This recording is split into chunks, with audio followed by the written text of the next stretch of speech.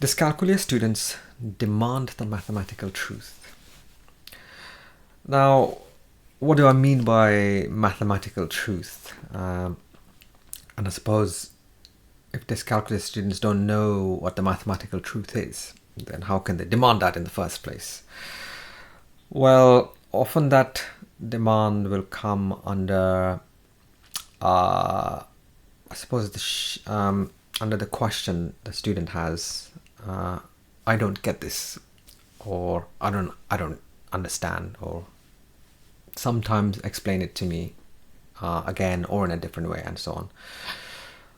And I really like that, actually. I actually love it when my students say that after having tried, of course, because what they're saying is really, I don't accept what you've just explained it to me. It's not good enough.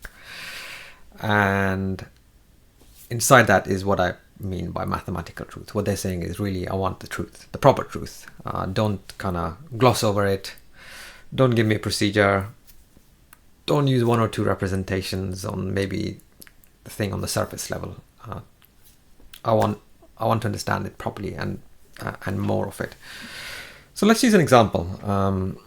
So we compare the numbers 2.7 and 2.13. Very common misconception is to say that 2.7 is smaller than 2.13 because, well, the 7 is just 7 and the 0.13 is 13. And there could be other reasons. So there's like a whole, with this misconception, we can go down a whole huge rabbit hole, an entire mathematical universe, in fact. So what my students will be saying is really that you haven't explained this deeply enough to make sense to me, or it could make sense to me right now, but I haven't lived with it long enough for me to accept this unusual thing to be okay. And this happens in all sorts of learning, not just maths learning, and with everyone.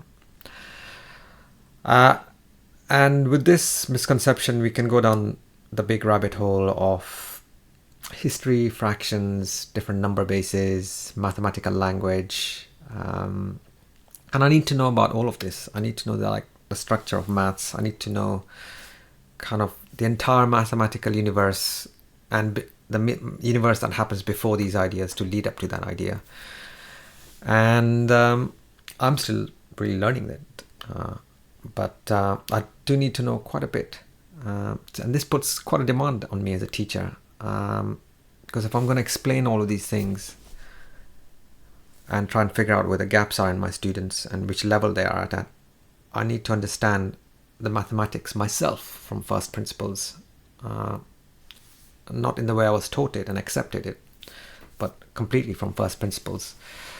I need really precise mathematical language. I need not just one way of explaining it, but many ways. Not just one representation, but different representation, more than one manipulative, more than one model, the area model, the bar model, 2 examples, for example, different metaphors, different analogies.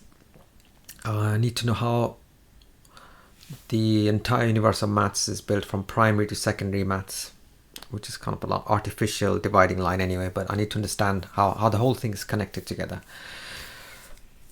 So what the dyscalculia students will do is often expose my limits of teaching rather their limits of understanding. Assuming, I should stress this, assuming that they are trying. So often with this simple misconception, there's so much richness, like understanding what a number is, understanding different number systems, Roman, Egyptian, Japanese, understanding number systems with fractions. So the Romans wrote number systems with fractions differently to the way we use it. Egyptians, ancient Egyptians as well. Different base systems. 1.1 in binary is 1.5 as a number.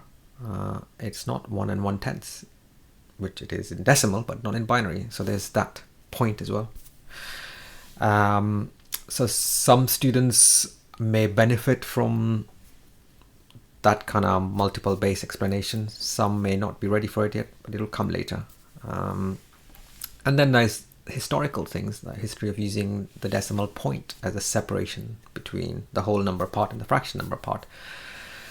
And the fact that the decimal point is a notation used only in some parts of the world. In many parts of the world, like Latin America, it's the comma. It's the comma that separates the whole number part and the fraction part.